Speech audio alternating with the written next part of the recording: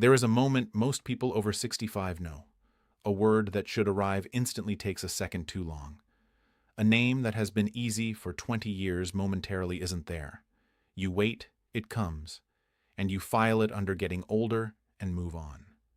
What if that moment, that particular kind of pause, has a timeline behind it that did not begin last year?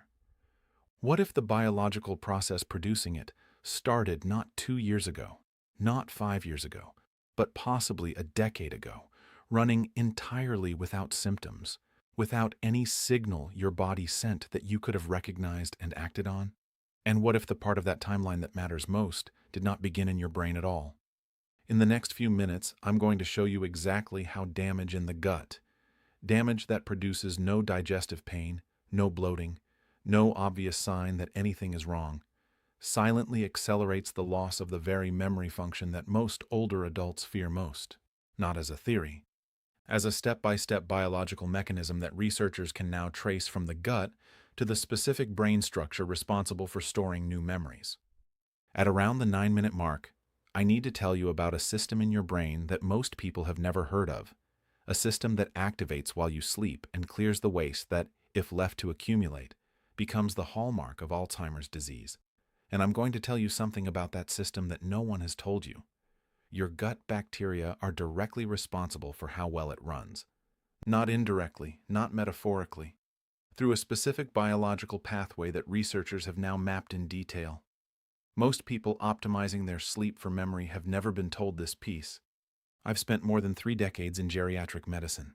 The timeline I'm going to describe today is the one that troubles me most in this work. Because by the time it produces something measurable, something a cognitive test will flag, the underlying process has often been running for years. Understanding this timeline and what drives it is the difference between preventing something and managing it after the fact. Let me give you a way to hold this in your mind before I give you the science. Your hippocampus, the structure in the brain's medial temporal lobe, is the filing system for long-term memory. It is where new experiences get processed and indexed, where the short-term becomes the stored. And every night while you sleep, a specialized system moves through your brain, the glymphatic system, like a cleaning crew working the overnight shift. It flushes waste products from the day's neural activity. It clears a protein called amyloid beta, which, when it accumulates over years rather than being cleared nightly, forms the plaques that are the biological signature of Alzheimer's disease. Your gut bacteria are the cleaning crew's supply chain. They produce the compounds, specifically the short-chain fatty acids that I have described in other videos, that signal the glymphatic system to run at full efficiency. They maintain the gut-brain communication pathways that regulate the system during sleep. When the supply chain is disrupted, when the bacteria producing those compounds have been reduced by age, by medication, by diet, the cleaning crew slows down. It clears less. The archive fills with waste it was never designed to accumulate, and the files over years become harder to access. This is the mechanism, and it runs in silence, because neither the gut damage that initiates it nor the hippocampal changes it produces cause symptoms in their early stages. The gut does not hurt. The brain does not announce what is happening to it.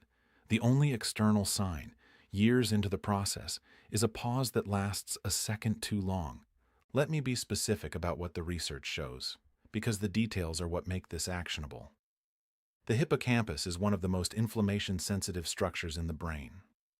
Of all the brain regions affected by chronic low-grade systemic inflammation, the kind driven by gut dysbiosis and intestinal permeability, the hippocampus responds first and most significantly. The mechanism is twofold. The first pathway is through the cytokines, IL-6 and TNF-alpha, ILs, the inflammatory molecules produced when gut bacteria release lipopolysaccharides into the bloodstream, cross the blood-brain barrier, and directly impair hippocampal neurogenesis. Hippocampal neurogenesis is the creation of new neurons in the hippocampus, a process that continues throughout adult life and is essential to the formation of new memories.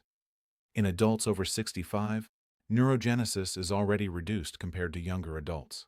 Gut-driven inflammation reduces it further, measurably, and the reduction is proportional to the level of systemic inflammatory burden. The second pathway is through a molecule called BDNF, brain-derived neurotrophic factor. BDNF is produced in the brain and in the gut, and it functions as the primary maintenance signal for hippocampal neurons, the signal that keeps them healthy, connected, and capable of forming the synaptic links that are the physical basis of memory. Research across multiple studies has found that elevated systemic inflammation, particularly the gut-driven chronic kind, measurably reduces BDNF levels. Lower BDNF means slower memory formation, less efficient synaptic maintenance, and faster hippocampal atrophy over time. Neither of these processes produces symptoms. A hippocampus with reduced neurogenesis and declining BDNF does not send a pain signal. It does not announce itself in a way that any standard clinical assessment is designed to detect. The early stages of this process, the first several years of measurable biological change, exist entirely below the threshold of what a cognitive test can identify. This is what silent means in the context of this video. Not subtle, not mild. Entirely undetectable by the tools currently used in standard care, even as the biological changes accumulate. I want to tell you about a patient I worked with. No name, because what I'm describing is not one person's story, but a pattern I have encountered enough times that it has changed how I approach every evaluation of cognitive concern in older adults. This patient came to me in their early 70s with memory concerns their family had noticed before they had. Nothing dramatic, a pattern of forgetting that was new, a slowing in word retrieval, difficulty holding sequences in mind. Standard cognitive assessment showed mild changes. The neurological workup did not identify a specific diagnosable condition. When we looked backward at their health history, not at their brain, but at their gut, a timeline became visible that had not been examined before. In their mid-60s, they had experienced 2 years of recurrent urinary tract infections requiring repeated antibiotic courses. 4 rounds in 2 years, each round broad spectrum. Following that period, they had been placed on a proton pump inhibitor for reflux that had developed, and had been taking it for 9 years at the point of their cognitive complaint. No gut symptoms throughout, no digestive discomfort, no reason for any physician to have looked at the microbiome. When a comprehensive gut evaluation was done, stool analysis, intestinal permeability markers, inflammatory panels, the picture was of a microbiome severely depleted of the species that produce short-chain fatty acids. Butyrate-producing bacteria were nearly absent. Akkermansia, the species that maintains the gut lining, was at the lowest measurable level. Intestinal permeability markers were significantly elevated. The gut damage had begun, by the most conservative estimate of the timeline, approximately 8 years before the cognitive complaint. 8 years of silent accumulation, reduced glymphatic efficiency, declining BDNF, impaired hippocampal neurogenesis, before the word that took a second too long became something a family member noticed. Standard medicine had been looking at the wrong starting point. Now, the 9-minute mark, the cleaning system. The glymphatic system is one of the most significant discoveries in neuroscience in the past 2 decades. It was first described comprehensively in 2013 by a research team at the University of Rochester, and the research since has been substantial. The glymphatic system operates primarily during deep sleep, specifically during slow-wave sleep, the deepest stage, and it uses cerebrospinal fluid to flush the interstitial spaces between brain cells, clearing amyloid beta and other metabolic waste products. What the research has since established is that this system is not autonomous. Its efficiency is regulated in part by signaling from the gut. Short-chain fatty acids, particularly butyrate, produced by healthy gut bacteria support the gut-brain signaling pathways that regulate glymphatic function. In animal models with depleted gut microbiomes, glymphatic clearance was significantly reduced. Amyloid beta accumulated faster. When the microbiome was restored, clearance efficiency improved. Human studies are more difficult to design, but the correlation between gut microbiome diversity and markers of amyloid burden in older adults is now consistent across multiple research groups. And there is one additional finding in the glymphatic research that I want to make sure you have, because it is one of the most immediately actionable pieces of information in this video. Sleep position matters. A study from the group at Stony Brook University found that the lateral sleeping position, on your side, increases glymphatic clearance efficiency compared to sleeping on your back or on your stomach. The difference measured in their models was substantial. The brain drains more effectively when the body is positioned laterally. because of the angles through which cerebrospinal fluid moves. Most sleep advice focuses on duration and consistency. The research on glymphatic function suggests that position, specifically lateral sleeping, is also a variable in how well the brain clears the proteins associated with memory decline while you sleep. Your body and your brain have not failed you. What has happened is that a system designed to protect your memory has been running with a compromised supply chain, one that nobody measured, nobody monitored, and nobody told you about. The gut and the brain have been in conversation your entire life. It is the quality of that conversation that determines how well the cleaning crew does its job each night. The evidence for restoring that quality is real, and it is specific enough to be actionable this week. 3 steps. Each one targets a different part of the pathway. The first is the BDNF baseline. At your next appointment, ask your doctor about a BDNF blood test. It is increasingly available through standard laboratories and gives a direct biological indicator of hippocampal health, not a measure of memory performance, but a measure of the molecule responsible for maintaining the neurons that form memories. If your BDNF is low, the conversation about gut health and the inflammatory load driving that reduction becomes medically grounded and clinically legitimate.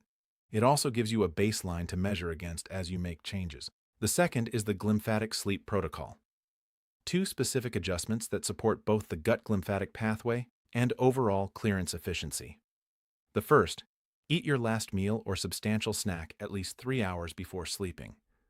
The post-meal bacterial activity in the gut the inflammatory signaling that follows a meal, continues for approximately 90 minutes to 2 hours.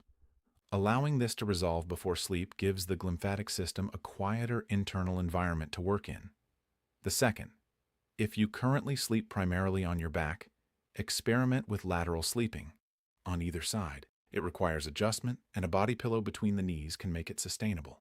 But the research on glymphatic clearance supports it as the position in which the brain drains most effectively.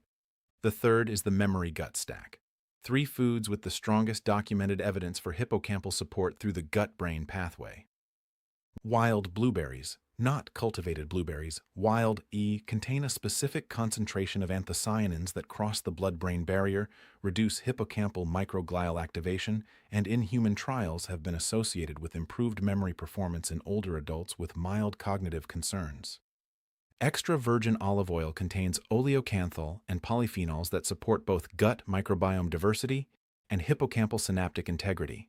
And fermented foods, 1 serving daily of yogurt with live cultures, kefir, or sauerkraut, that directly support the gut bacterial diversity the glymphatic system depends on. None of these require a prescription.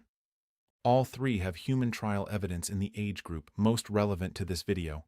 Go back to where we started. A word that should arrive instantly takes a second too long. You file it under getting older and move on. But behind that moment is a timeline, a decade or more, in some cases, of biological change that happened without a single symptom to catch. The gut losing the bacteria that protected the hippocampus, the cleaning crew running slower each year, the archive filling with what the overnight shift used to clear. That timeline does not announce itself, but it is not unalterable. The gut responds to what you put into it.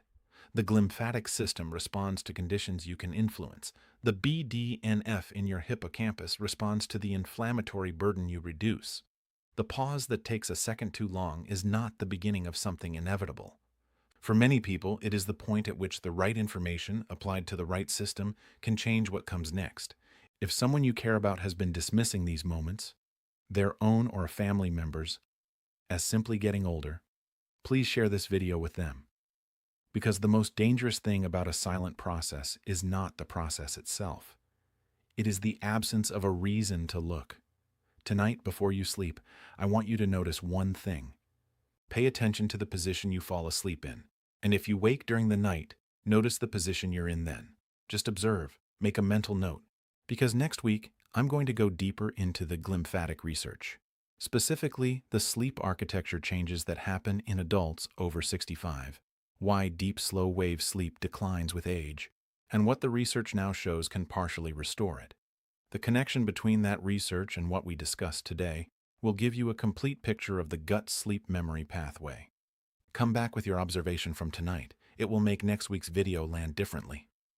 One important note: everything in this video is for educational purposes only and does not replace the advice of your personal physician. The BDNF test and the dietary changes mentioned in this video should be discussed with your doctor, who can assess what is appropriate for your individual health history and current medications. Please do not make changes to any current treatment plan without that conversation. What I hope this video has given you is not alarm, but a timeline that makes the right questions feel urgent enough to ask.